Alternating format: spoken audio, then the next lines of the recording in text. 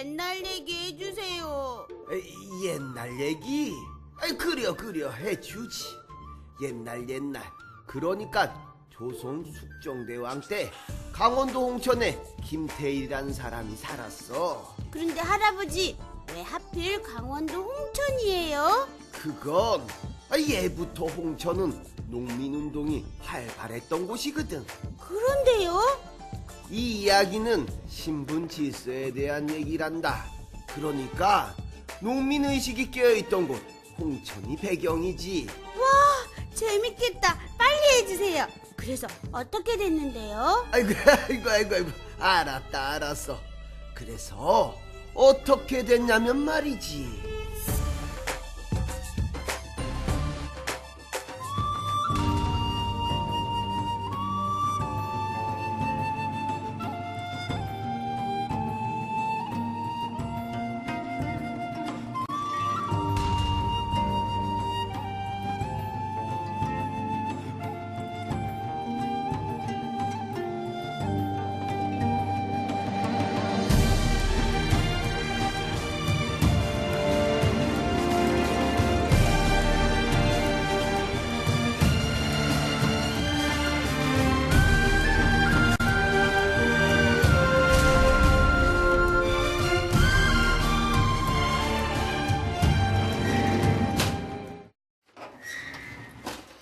시간여행 강원, 오늘은 주인과 노비의 대립과 갈등 그리고 복수를 다룬 강원도 홍천 배경의 한글 고소설입니다. 김학공전.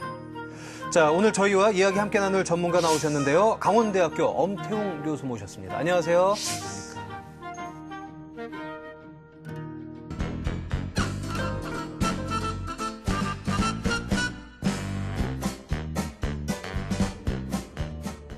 오늘의 주인공 김학공전, 작가 연대는 미상, 배경은 강원도 홍천. 주인을 배반한 노비를 찾아 복수하는 내용의 독창적인 작품인데요. 신분제도가 흔들리던 조선 후기 사회의 일면을 사실적으로 그리고 있습니다. 게다가 작가의식이 선명하고 민중의식이 잘 반영돼 있죠. 이혜조의 신소설 탄금대와도 내용이 매우 유사한데요. 둘 사이엔 무슨 관계가 있을까요? 독특한 소재와 시대 정신을 담고 있는 주제, 재밌는 내용과 신소설로 이어지는 징검다리 역할까지 한글 고소설 김학공전은 이렇게 중요한 작품이지만 그렇게 널리 알려져 있지는 않습니다. 대체 어떤 내용일까요? 잠시 후에 자세하게 알아보도록 하죠. 민규원의 특별한 프로필이었습니다. 저희가 프로그램 하면서 네. 참 많이 모자라구나, 많이 배워야 하는구나를 늘 느끼지만 네. 오늘 또 그렇네요. 한글 소설 홍길동전밖에 몰랐지. 한글 네. 고소설 김학공전을 저 처음 들었거든요. 모르셨죠? 제가 알 것 같습니까? 모르실 저도 것 처음 같아요. 들었죠. 저희 같은 사람들이 있어야 교수님들이 네. 또 연구를 더 열심히 하시고 그렇죠. 자기 그 분야가 생기는 거예요. 예. 그래도 이 소설이 사실 굉장히 중요한 의미가 있기 때문에 오늘 저희가 여기서 배우고 다루는 거 아니겠습니까? 예. 그렇죠. 그런데 그렇게 중요한 것에 비해서 왜 알려지지가 않은 거죠? 예, 저도 전공자이면서 이게 오늘 처음이세요? 그렇지는 않은데요. 네. 예, 강원도라는 데 포커스를 맞춰서 살펴보다가 이 김학공전이라는 작품을 이제 만나게 됐습니다. 그동안 왜 이 작품이 그렇게 사람들에게 알려지지 않았는지 사실 저도 그 이유가 좀 궁금한데요. 네. 최근에 와서는 관심이 없는 게 맞지만 사실 이 작품이 성행했던 일제강점기나 혹은 그 이전 시기에는 이른바 추노형 이야기라고 하죠. 그러니까 노비를 찾아가서 그 주인으로서의 권리를 행사하는 이제 그런 이야기들이 인기가 많이 있었습니다. 그래서 아마 이 김학공전도 그런 인기의 흐름 안에서 나타난 게 아닐까 이렇게 생각이 됩니다. 지금 이게 얼마나 인기가 있었을까 추정할 수 있는 건 이 작품의 판본이 얼마나 유통되었는가를 보고 알 수 있는데요. 지금 남아있는 거는 한 5종 정도가 있습니다. 근데 그게 대체로 일제강점기 시대에 만들어진 것으로 파악이 되고 있습니다.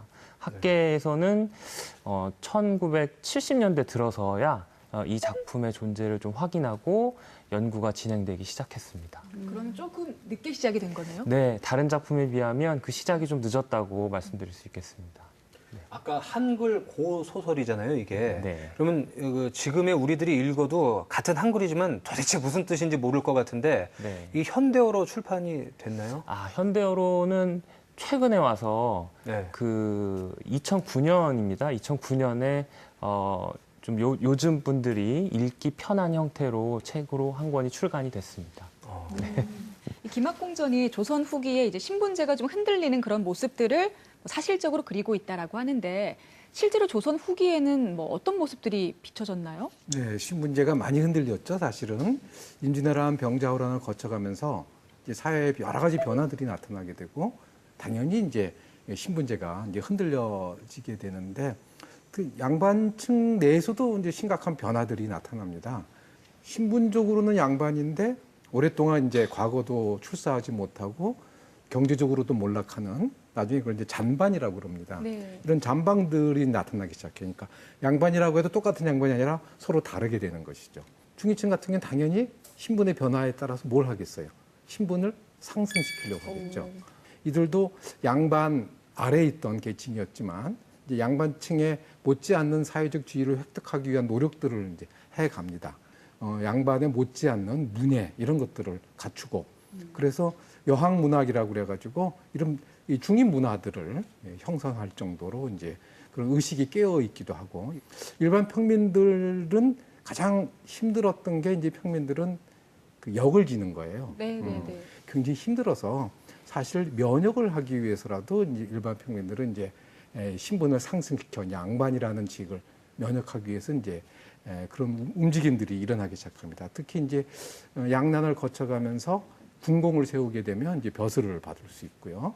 또는 이제 돈이 넉넉한 재산이 넉넉한 양인들은 신분을 이제 사기도 하고 양반 신분을 또는 국가에다가 이제 납속 많은 이제 재물을 희사해가지고 이제 관직을 얻기도 하고 가장 낮은 계층인 노비 같은 경우도 마찬가지죠. 당연히 어떤 형태로든지 간에 노비층을 벗어나기 위한 움직임들이 있습니다. 경제적으로 부유한 노비 같은 경우에는 이제 아까 마찬가지로 관직을 사거나 뭐 이 신분을 사가지고 이제 신분을 상승시키고 가장 쉬운 방법은 이제 도망가는 겁니다. 노비라고 뭐 어떻게 그러니까 자기가 노비인 줄 모르는 곳으로 이제 멀리 도망가는 네네. 거죠. 뭐 노비라고 모르는 얼굴에 써 것으로. 있는 것도 아니니까 그렇죠. 가서 이제 일반 평민처럼 이제 그렇게 사는 이렇게 도망가는 노비들이 있고 그래서 아까 엄 교수님 말씀대로 이제 추노의 이야기들이 이때 이제 많이 만들어지는 거죠. 이 시기 신분제 변화의 가장 큰 특징 중에 하나가 너도나도 양반이 되어서 양반 숫자가 많아지니까 숫자가 많으면 희귀해역이 귀한 건데 맞아요. 너도나도 양반이니까 양반의 권위들이 이제 떨어져 나가게 되는 거죠. 저희가 또 준비한 화면이 있습니다. 김학공전 소설의 배경은 어떤 곳이었을까? 화면 보고 이야기 나눠보도록 할게요.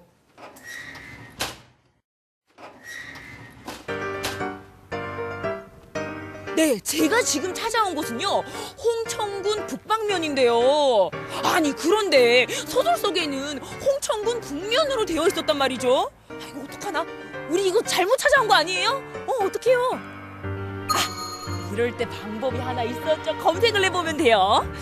봅시다. 홍천군 남면, 내면, 내촌면, 동면, 두촌면, 북방면. 이거 보세요. 여기 북면은 없어요. 아이고 이를 어째. 홍길동이 어딜 가나. 아이고.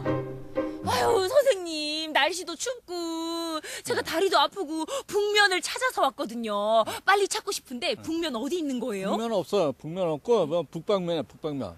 북면은 없고요. 북방면은 있어요. 북면이 난 북면이 있는 걸로 아는데 저쪽이 어디? 저 짝이요? 아이고, 이거 뭐 오늘 중으로 찾을 순 있나요? 그래서 무작정 헤매지 않고 머리를 좀 쓴 자길동. 오, 여기면은 북면에 대해서 자세한 정보가 있을 것 같아서 찾아왔거든요. 바로 홍천군 북방면사무소입니다. 여보세요? 여기 계세요? 안녕하세요. 네, 안녕하세요. 네, 제가 홍천군 북면을 찾아서 왔거든요. 네. 홍천군 북면 어디 있는 건가요? 홍천군 북면은 여기 홍천에 없거든요. 청천벽력? 아, 그렇다면 저 책일동이가 뭐 이렇게 바로 강릉으로 갈 수는 없지 않습니까? 그래도 밥값은 해야 되니까 저한테 소설에 대해서 조금 더 잘 알려주실 분을 제가 찾아가도록 하겠습니다. 이번에는 진짜니까 따라오세요. 엄마 찾아 산말리라더니 설마 저쪽으로 홍천군 북면 찾아가는 건 아닐 테고 보아하니 이곳은 춘천 아닌가?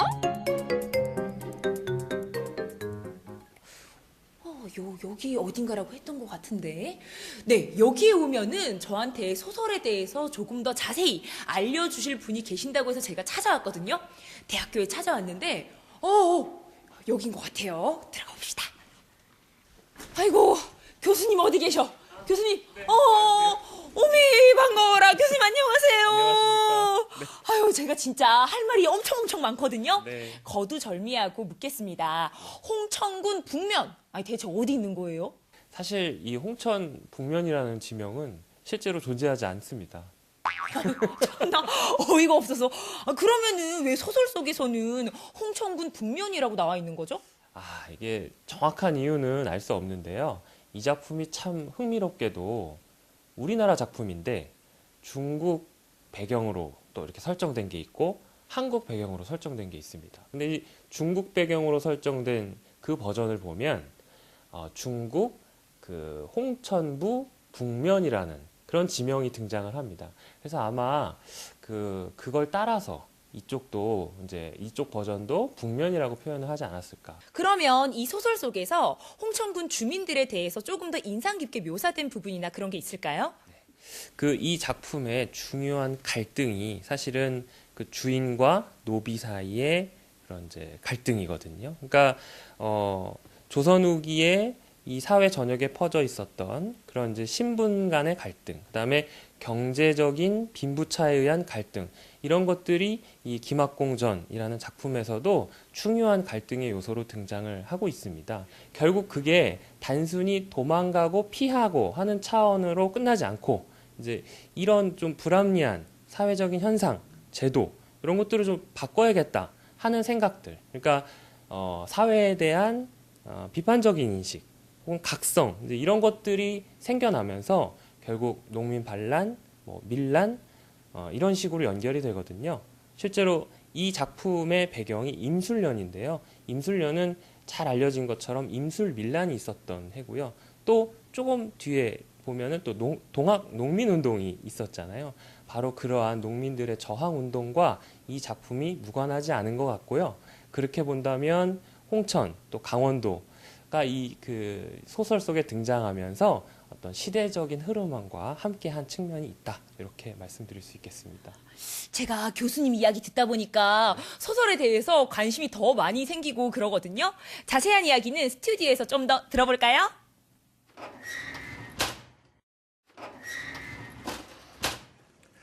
자, 오늘 주제가 김학공전입니다. 그런데 우리가 내용을 좀 모르면서 얘기를 하고 있는 것 같아서 좀 맛보기로 엄 교수님께서 좀 해주시죠. 네. 앞부분만 먼저 조금 말씀드리겠습니다. 네. 일단 이 작품의 시공간적인 배경을 말씀드리면 이게 그 조선 숙종 때로 되어 있고요. 그다음에 아까 말씀 나온 것처럼 강원도 홍천을 배경으로 하고 있습니다. 사실 이 두 가지 사실만으로도 굉장히 인상적인데요. 왜냐하면 대부분의 고전 소설이 실제로 중국을 배경으로 소설이 창작이 됩니다.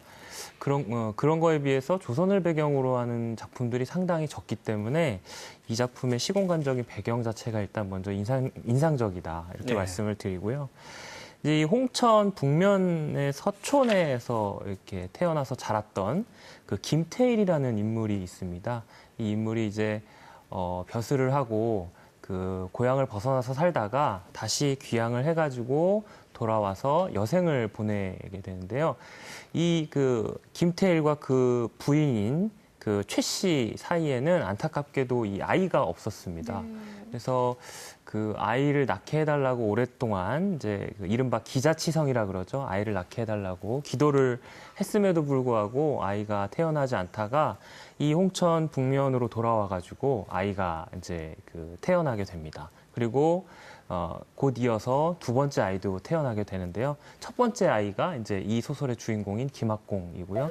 두 번째 아이는 이제 딸인 미덕이라는 인물입니다. 영웅 소설에서는 공식처럼 등장하는 게 이 주인공이 태어난 뒤에 꼭 아버지 혹은 어머니가 위험에 처하거나 죽는 것입니다. 그래서 이 소설에서도 일단 아버지가 갑자기 병을 얻어서 돌아가십니다. 그 집안의 이 그 종들이 반역을 꾀하게 됩니다.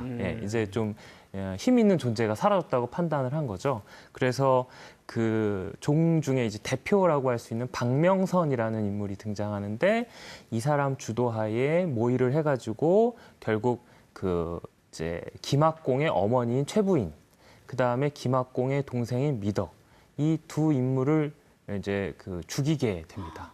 근데 이 김학공은 다행히도 목숨을 건졌는데요. 그게 왜 그랬냐면 그 어머니인 최부인이 이 그 반역 모의하는 것을 좀 미리 알아챘습니다. 그래서 이제 아들만은 살려야겠다는 생각을 가지고 굴을 파서 그 김학공을 숨겨줍니다. 그런데 그때 그냥 숨겨주는 게 아니라 집안의 노비 문서, 그 다음에 전담 문서 이런 것들을 그 학공의 허리춤에다가 몰래 숨겨 놓고 그 안에서 생활할 수 있게 먹을 것까지 집어넣어 줍니다. 다행히 김학공은 목숨을 건져서 이제 살아남게 됩니다. 결국은 혼자서 삶을 헤쳐나가게 됩니다. 근데 실제로 이렇게 노비들이 상전을 다 죽이고 재물을 빼앗아서 뭐 도망가는 게 가능했을까 싶은데 도망간다고 해서 신분이 바뀌는 건 아니잖아요. 그 노비들이 뭐 보통은 이제 도망가는 일이 많은데 이 김학공전이 좀 독특하게 그 살해라고 하는 좀 더 극적인 요소들을 아마 집어넣었던 것 같은데 그렇게 도망갔다고 해서 노비 신분 자체가 뭐 바뀌는 건 아니죠. 면천되는 건 아니고요. 신분을 은폐하는 게 이제 되겠죠.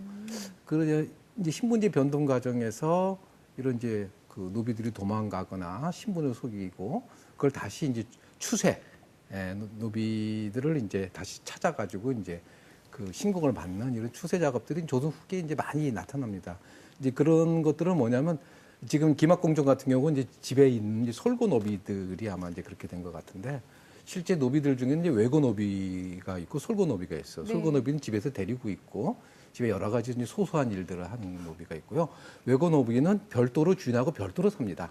멀리 떨어져 살기도 하고요. 출퇴근이 가능한 거죠? 같은 동네 살기도 하고 아니면 아예 멀리 떨어져 살기도 합니다. 그럴 경우에 이제 노비들은 자기 주인한테 대해서 신공을 바쳐요. 주로 이제 재물 같은 걸 것으로 해서 이제 바치는데 이것도 굉장히 부담이 크지 않습니까? 그래서 이제 신공을 안 바치게 되면서 관계가 끊어져 버리게 되는 거죠. 신공을 안 바치려고 그러면 이제 도망가거나 이렇게 해가지고 하는 것들인데 실제 그런 일들이 많이 벌어져서 이런 소설들이 있는데요. 청구야담에도 아주 비슷한 얘기가 있습니다. 봉환상 궁유면사라고 하는 제목의 이야기들이 있는데 이제 이 노비들이 이제 그 상전을 이제 죽이려고 했던 이런 얘기입니다. 그 내용을 보면 어떤 가난한 선비가 이제 집안 문서를 보다 보니까 자기 노비들이 이제 법성도라는 곳에 많이 있는 거예요. 옳다구나. 신공을 받아야 되겠다 싶어서 이제 거기 가서 신공을 내놔라 이렇게 되니까 노비들이 보니까 이제 주인이 찾아온 거죠. 신공을 내야 될 형편이 된 거예요. 그래서 일단 안심시키기 위해서 이제 그 주인을 방에다 모신 다음에 이제 안심시켜가지고 밤에 이제 장정을 시켜가지고 이제 죽이려고 했는데 이 와서 보니까 이 선비가 전에 우연히 만나가지고 이제 형님 동생 하기로 했던 관계가 된 거예요. 그래서 죽음을 면하고 그래서 이제 목숨을 건져가지고 나와서 이제 관에 그 얘기를 해가지고 이제 신공도 받고 했다는 이런 얘기들이 있는 거죠. 그러니까 노비 입장에서는 이제 신공을 안 바치고 싶고 그러려 그러면 주인하고 관계를 끊어야 되는데 주인이 찾아오면 그 관계를 끊기 위해서는 이제 주인을 이제 살해해야 되는 이런 이제 상황에 이제 부딪히게 되고 그런 이야기들이 이제 이런 소설로 남게 되었던 것이 아닌가 생각이 됩니다. 그 말씀하신 얘기 들으니까 그 우연이라도 형님 동생은 좀 맺어놔야 되지 않나 이런 생각이 좀 드네요. 사람이 모두에게 평소에 잘해야 돼요. 네. 아니 평소에 잘 못해도 네. 쉽게 형님 동생 하는 사람들이 있거든요. 네, 이런 사람들이 좀 유리한 것 같네요. 그 아까 엄 교수님 말씀 듣다 보니까 거기서 끝나진 않았을 것 같은데 그 뭐 뒤에 또 얘기가 있나요? 네, 그 어떻게 이렇게 그 삶을 연명해서 그 성장해간 학공이 15살이 됐습니다. 그래서 이제 15살 때 그 우연히 배를 타게 되는데요. 그 배가 어느 섬에 들어가게 됩니다. 근데 이제 아까 그 노비들이 반역을 꽤 해가지고 네. 그 재물을 탈취했다고 말씀드렸지 않습니까? 그 노비들이 단체로 숨어 들어간 곳이 있습니다. 그게 바로 섬이었습니다. 그 섬 이름이 이제 절도섬인데요. 이제 아예 그 육지랑은 관계를 끊고 그쪽에 가서 노비라는 신분을 숨기고 살고 싶었던 게 아닐까. 그런 어떤 의도가 반영된 그 지명이 아닐까 이렇게 생각이 되는데요. 이 하필이 학공이 그 절도섬으로 들어가게 됩니다. 우연히. 예, 이런 운명의 장난 같은 일이 네. 있는 거죠. 그래서 거기서 그 이제 그 김동지라는 사람을 만나게 되는데 이 사람이 바로 자기 집안에서 노비로 있었던 사람인데 그 사람의 사환, 그러니까 뭐 시중 드는 사람으로 오히려 김학공이 이제 들어가게 된 거죠. 반대가 됐네요. 예, 관계가 역전이 된 겁니다. 근데 이 그 김동지가 이 김학공이 마음에 들었던 거예요. 그래서 얘를 좀 잘 키워보고 싶다. 그래서 서당에서 공부를 하라고 보냅니다. 그러니까 이것도 참 아이러니하죠. 모친과 여동생을 그 살해한 주범이 오히려 또 자기를 기르는 그죠? 능력을 키우는 네. 그런 좀 아이러니한 상황이 발생을 합니다. 그리고 또 이 김동지가 거기서 그치지 않고 김동지의 딸인 그 별떡이라는 인물이 있는데요. 이 별떡과 김학공을 혼인시키기 위해서 노력을 합니다. 이제 결국 이렇게 돼서 김학공하고 별떡이 혼인을 하고 둘이 행복하게 잘 지내고 있었습니다. 그 와중에 이 김학공의 허리춤에 숨겨뒀던 그 노비 문서, 와. 전담 문서 이거를 우연히 김동지가 발견을 하게 됩니다. 드디어 눈치채는 거예요. 네. 거기서 이제 발견을 하게 됐는데 김동지는 그거를 좀 숨기고 싶었던 것 같습니다. 그럼요. 예. 그런데 그 부인은 김동지의 부인은 그거를 이제 알게 된 뒤에 그 참았어야 하는데 어느 날 술을 마시고 너무 취해서 그 마을 사람들한테 이 김학공의 존재를 발설하게 됩니다. 그러니까 마을 사람들, 그러니까 그 같이 노비를 했던 사람들은 큰일 났다. 이 김학공이라는 인물을 어떻게든 처단하지 않으면 우리 목숨이 위태롭다라고 생각을 하고 모의를 다시 꾸미게 됩니다. 이 아들까지 죽이자. 그런데 그 또 참 또 운명의 장난이 또 이루어지는데 이걸 또 별떡이 알게 됩니다. 이제 별떡이 고민을 하는 거죠. 사랑을 택해야 되는지 아니면 나의 부모와 나의 어떤 신분적 연원 이런 것들을 더 중시해야 되는지 막 고민을 하다가 결국 뭘 택할 것 같으세요? 사랑을 택해야죠. 예, 사랑을 택합니다. 사랑 택했어? 네, 그래서 어느 날 별떡이 갑자기 그 김학공한테 얘기합니다. 오늘은 자는 위치를 바꾸자. 네, 자는 위치를 바꾸자. 그리고 내가 상투를 틀 테니까 당신은 머리를 풀어라. 네, 그래서 왜 그러냐 했더니 사실은 이런 일이 있다. 네, 그래서 내가 당신을 대신해서 목숨을 내놓을 테니 당신은 어서 다시 돌아가서 그 부모님의 안타까운 그런 그 원한을 갚아라. 이렇게 얘기를 합니다. 결국 별떡은 그 목숨을 잃고요. 예. 그래서 결국은 이 김학공이 그렇게 해서 도주를 하게 되는데 이제 섬을 떠나야 되지 않습니까? 네. 근데 이 섬을 떠나는 문제도 사실 간단치 않은데 이 별떡이 다 조치를 취해놨습니다. 그래가지고 그 배를 관리하는 강관이라는 인물에게 얘기를 해놔가지고 결국 김학공이 무사히 섬을 빠져나가고요. 결국 고향으로 다시 돌아가게 됩니다. 고향에 돌아가서 아버지의 산소에 가서 이제 절을 하면서 생각을 한 거죠. 아버지는 이렇게 아버지 산소에 와서 절이라도 할 수 있는데 사실은 어머니랑 누이 동생은 그 시체조차 사실은 보지 못했잖아요. 그것 때문에 이제 비분관계 하면서 내가 이걸 어떻게든 좀 복수해야겠다는 그런 이제 다짐을 하게 되는 것 같습니다. 그리고 나서 결국 이제 경성을 올라갑니다. 아마 출세를 꿈꿨겠죠. 그 가는 길에 또 마침 그 아버지의 친구이신 황대감을 만납니다. 그래서 황대감을 통해서 김학공이 이제 그 자기 친구의 아들이라는 사실을 확인하게 되고서 너무 안타까운 마음에 이제 수양 아들로 김학공을 삼게 되고요. 그 뒤에 이 김학공은 보다 더 안정적인 상황에서 이제 학업에 힘쓰고 자신의 어떤 능력을 더 이렇게 그 신장시키게 됩니다. 그리고 그런 그 김학공의 뛰어난 면모가 이렇게 널리 알려져 가지고 또 혼사 얘기가 오갑니다. 그래서 김감사라는 인물이 자신의 딸을 혼인시키고자 하게 돼서 이제 다시 또 혼인을 하게 되는데요. 김학공이 상당히 고민을 많이 합니다. 그러니까 자기를 위해서 목숨을 바친 별떡을 두고서 다시 결혼을 한다는 게 좀 받아들여지기 어려운데 주변에서 하도 권하다 보니까 어쩔 수 없이 이제 혼인을 하게 됩니다. 근데 혼인을 하고 나서 이 김학공의 꿈에 별떡이 등장을 합니다. 그래서 혹시 나를 잊은 건 아니겠지요라고 말을 하면서 마지막까지 또 별떡이 김학공한테 도움을 주는데요. 이제 곧 과거 시험이 있을 거다. 그러니까 꼭 그 과거에 합격해라. 그래서 못다한 꿈을 이뤄라라고 이야기를 해줍니다. 그래서 그 얘기만 해줘요? 무슨 문제가 나올 거다 이런 걸 알려줘야 도움이 될 것 같은데. 예, 시제까지는 알려주지 않은 걸로 나옵니다. 그래서 네, 김학공이 과거 시험에 응시를 해서 급제를 하고요. 결국 승승장구해서 이제 그 목표의 땅인 강원도에 오게 됩니다. 강원도 감사가 되는 거죠. 예, 그래서 이제 강원도랑 평안도에 있는 군사들을 다 모아서 예, 그래서 절도섬으로 들어갑니다. 그리고 거기서 이 섬 주민들의 출신 이런 것들을 잘 구별해가지고 이제 자기 집에서 살았던 사람들을 추려서 이제 이 사람들을 예, 가차없이 목을 뱁니다. 예. 어머나. 예, 죽이고요. 예, 그러니까 그 고전 소설, 한국 고전 소설이 굉장히 좀 윤리적이고 도덕적인 측면이 강한데 네. 그거에 비하면 이 작품은 되게 충격적인 그러게요. 예, 사건들이 많이 있습니다. 그러게요. 그리고 이제 재산을 다 몰수합니다. 그게 이제 자기 부모의 재산이라고 생각을 하기 때문에 그렇고, 그렇죠. 네, 그다음에 이제 김동지 부부를 부릅니다.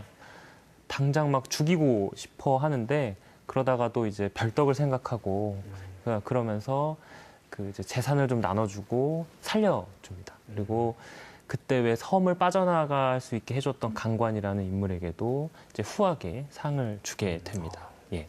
어느 날 김학공이 이제 잠을 자는데 그 꿈에서 신선이 나타나가지고 그 열심히 기도를 하면 뜻하는 바를 이룰 거다. 그래서 폭포수 앞에 가서 기도를 해라.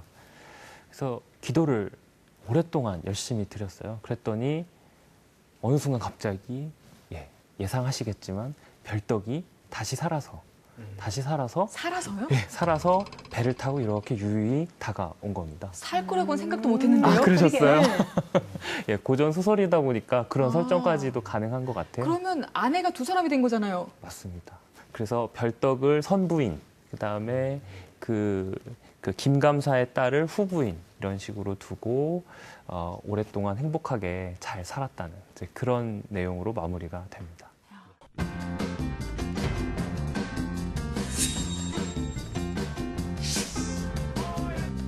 네, 오늘 우리가 역시 신분에 대한 얘기하고 있는데요. 예.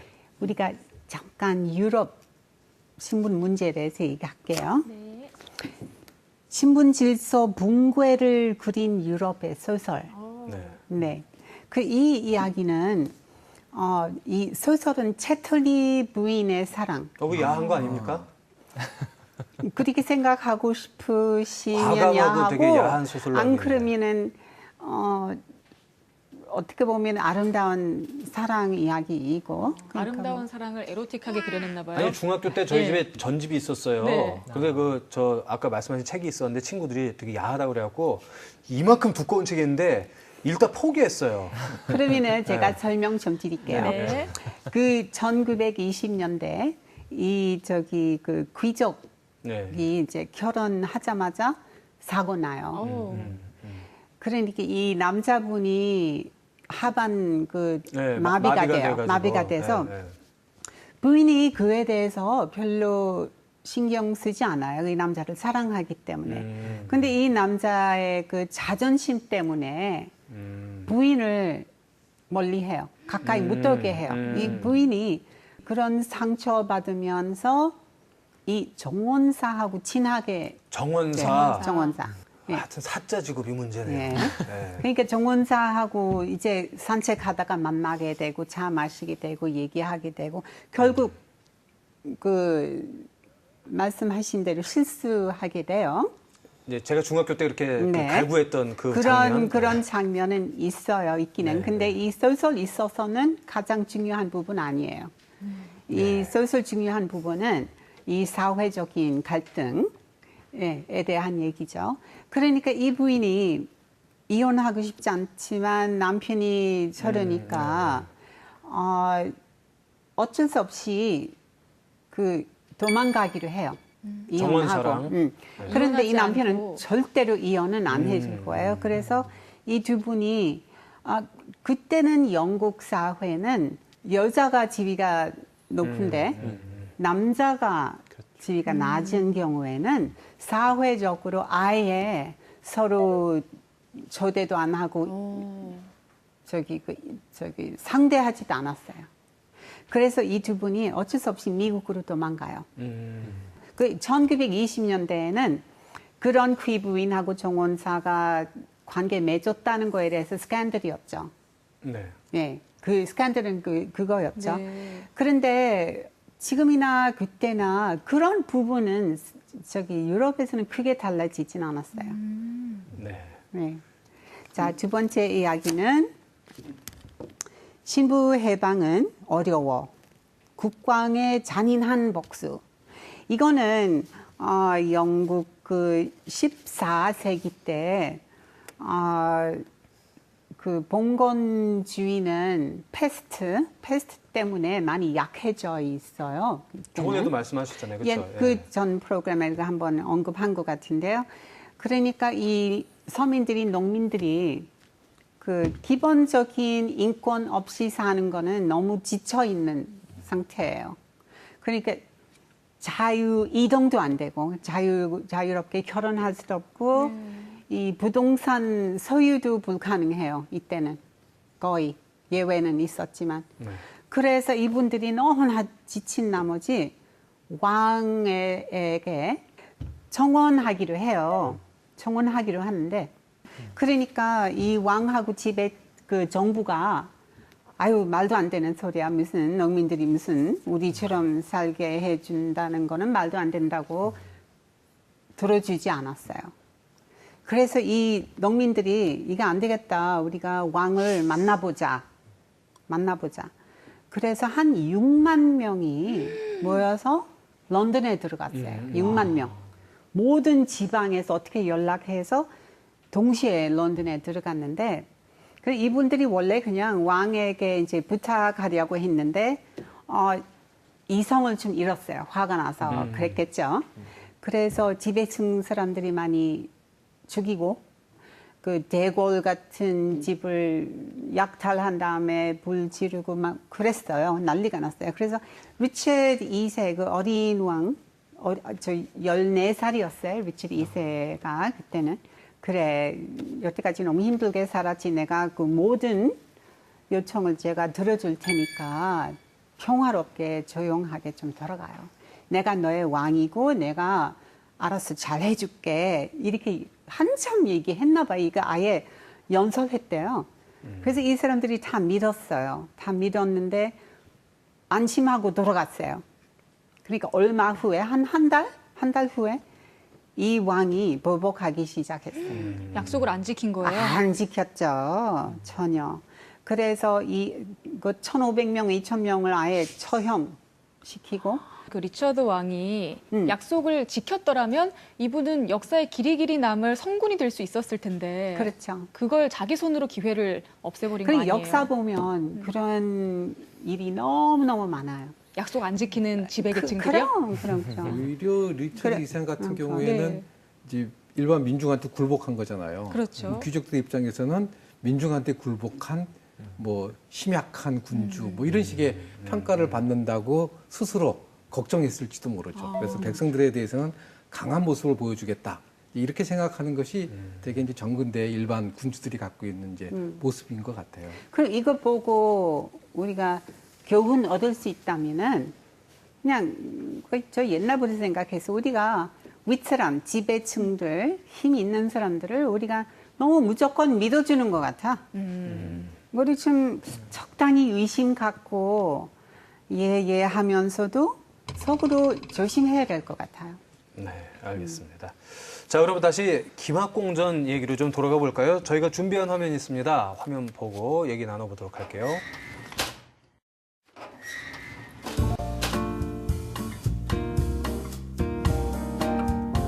네, 제가 가슴은 뜨겁고 발은 빠른데 아직까지 알아봐야 될 것이 더 많은 것 같습니다. 제가 온 이 지역은요, 동학혁명군 전적지인데요. 대체 소설과 동학, 어떤 연결고리가 있어서 제가 여기를 찾아온 걸까요? 그러려면 우리가 동학에 대해서 조금 더 잘 알아봐야겠죠? 그렇죠, 박사님? 홍천 지역에서 일어난 동학은 어떤 의미가 있나요? 네, 우리 홍천은요, 역사적으로 상당히 중요한 의미를 갖고 있는 것이 바로 여기서 한 4km 정도 가면은 동창이라고 하는 마을이 있습니다. 동창이라고 하는 마을은 많은 곡물들이 집화돼서 그것이 춘천 소양강으로 가서 소양강에서 곡물을 더 싣고 마포나루로 가는 그러한 곡창지대의 하나의 사창이 운영됐던 곳이기 때문에 이 동학 농민군들은 바로 이 식량들이 있어야 되기 때문에 이곳을 선택할 수밖에 없었던 것이라고 보여집니다. 전국의 농민들을 들끓게 만들었던 동학농민운동은 홍천도 예외가 아니었는데요. 조선 말기 동학군과 관군의 치열한 전투를 벌였던 곳, 바로 이곳 자작고개입니다. 수천 명의 동학군들의 최후 항전지였던 자작고개. 지금은 동학혁명군 전적비가 그때의 거친 풍파를 말해줍니다. 예, 이게 홍천 동학이 우리가 1차 동학전쟁이 일어나고 2차 동학전쟁이 일어나는데 포독 35년이라고 하면 1894년이 되겠습니다. 그러면 9월 달에서 10월 달쯤 되어서 여기서 바로 그 대접주인 차기석이라고 하는 인물이 바로 동창에 기포를 하게 돼요.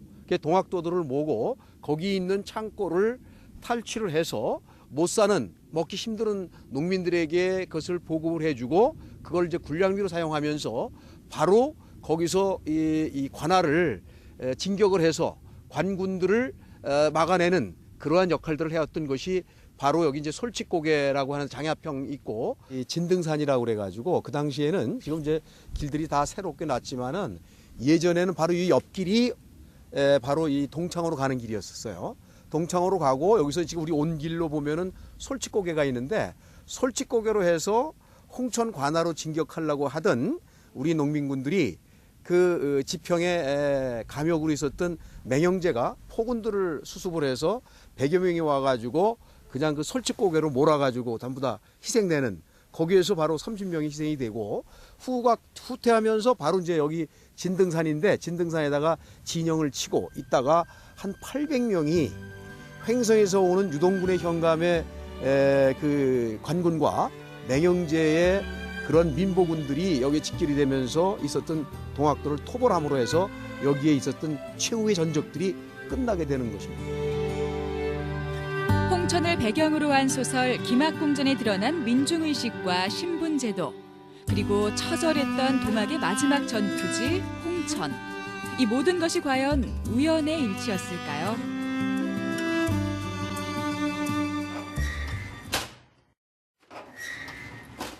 동학에 대해서 저희가 좀 알아야 될 것 같아요. 뭐 전라도, 충청도 이쪽에서 일어났던 거 맞나요? 네, 지금 말씀하시는 것은 이제 1894년에 동학 농민운동이 이제 주로 전라도, 충청도 지역을 해가지고 이제 그걸 중심주로 해서 크게 전국적으로 벌어졌죠.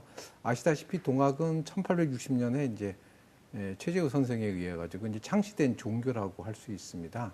근데 그게 단순한 종교가 아니라 어지러운 세상을 구제하고 특히 이제 민중들의 도탄에 빠진 민중들을 일으켜 세우고 구제한다라는 이제 그런 내용을 갖고 있었죠. 특히 이제 핵심적 사상을 이제 우리가 인대천이라고 그러죠.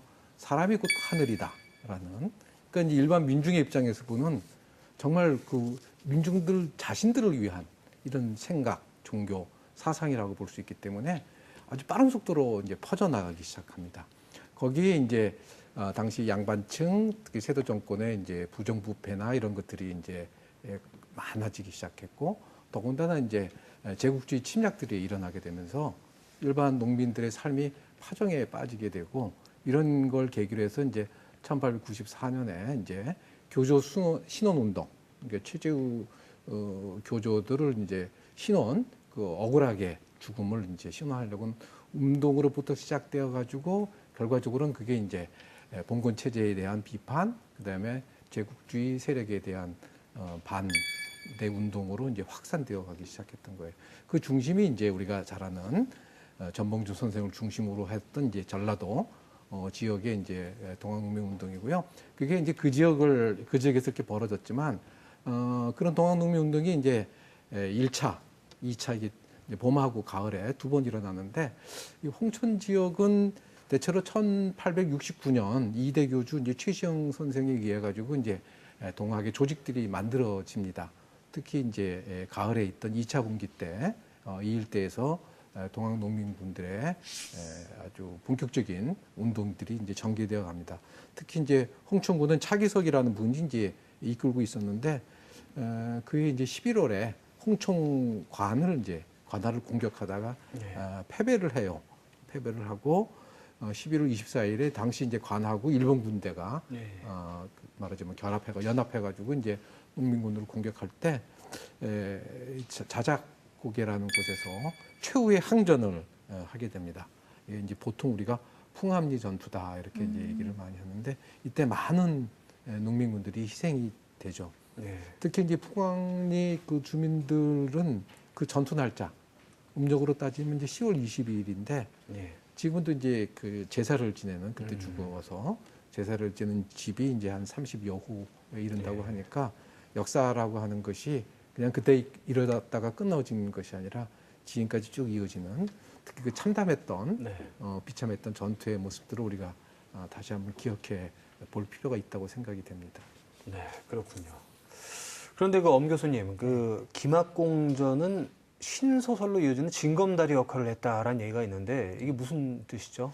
그 김학공전이요. 신소설의 징검다리 역할을 했을 수도 있고 아니면 아까 말씀드렸던 추노형 이야기가 고전 소설에도 영향을 주고 또 신소설에도 영향을 줬을 그럴 가능성도 있는 것 같습니다. 그래서 살펴보면 탕금대 이야기가 뭐 김학공전의 내용하고 크게 다르지 않습니다. 그래서 마찬가지로 그 계집종과 그 남편이 이렇게 모의해서 사건이 시작되고 또 이러저러한 얽히고 설키는 인연들로 인해서 안타까운 상황들이 벌어지는 이런 흐름은 김학공전과 크게 다르지 않다. 다만 신소설의 스타일로 다소 좀 각색된 면이 있다. 이렇게 보시면 될 것 같습니다.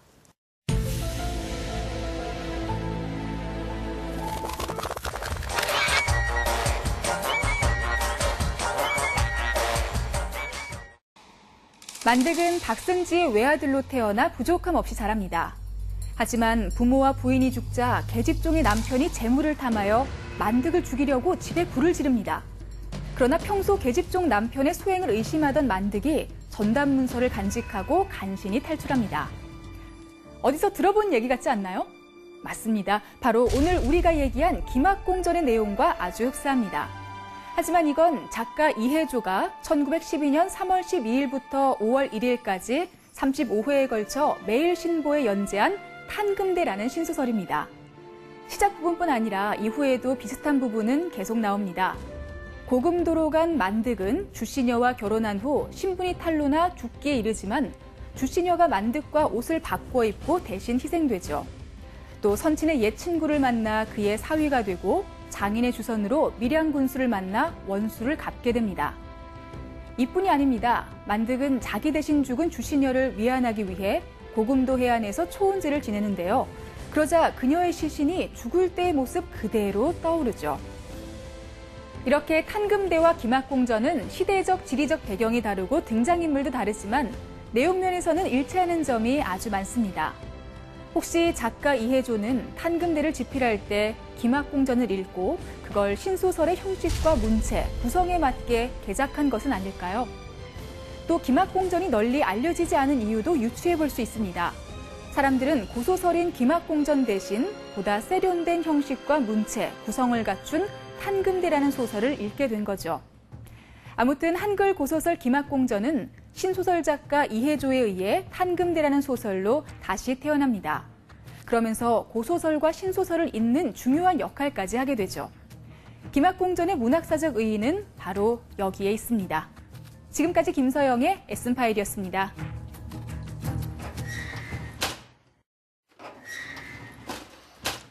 자, 오늘은 김학공전 한글 고소설에 대해서 저희가 얘기를 나눠봤는데 아까 현대어로도 나왔다고 하셨잖아요. 네, 그렇습니다. 혹시 본인이 저자신가요? 아닙니다. 이게 좀 들어가나요? 그건 아닌가요? 아닙니다. 네, 그럼 마음 놓고 말씀드려야 되겠네요. 이제 책 한 권 읽어보는 여유도 좀 필요할 것 같습니다.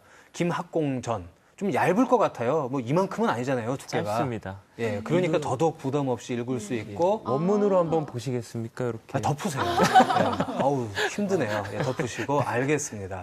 자, 그럼 마지막 순서로 우리 임 교수님께서 고소설 김학공전은 네모다 좀 정리를 해 주시죠. 저는 김학공전을 쭉 말씀드리면서 네. 이렇게 정리하고 싶습니다. 고소설 김학공전은 장르 불문 드라마다. 지금 쭉 소개를 들으셨다시피 네. 이 김학공의 뭐 성장 소설이라고 할까요? 영웅 소설적 모습이 있죠. 어릴 자라면서 이렇게 했던 모습들. 그 다음에 별덕과의 그 깊은 사랑, 끝까지 로맨스. 놓치지 않는 그 사랑. 또 사랑을 위해서 자신을 희생했던 이 사랑 이야기도 있고, 잔인한 복수극 그런 것도 있고, 또 별덕이 다시 살아나요. 네. 이건 뭐 거의 SF 판타지 아니에요? 맞아요. 판타지적에서도 있고. 이게 뭐 어떤 장르로 쉽게 구분할 수 없는 굉장히 다양한 요소들, 극적인 요소들이 막 이렇게 결합이 되어 있는 일종의 복합 장르라고 볼 수 있기 때문에 예. 그런 점에서 우리 한 번씩 읽어볼 필요가 있고 네. 아마 김학공전은 오늘날 우리가 읽어도 아주 네. 흥미롭게 읽을 수 있는 장르 불문 드라마다 이렇게 정리하고 싶습니다. 네, 그동안 함께해 주신 여러분 고맙습니다. 안녕히 계세요.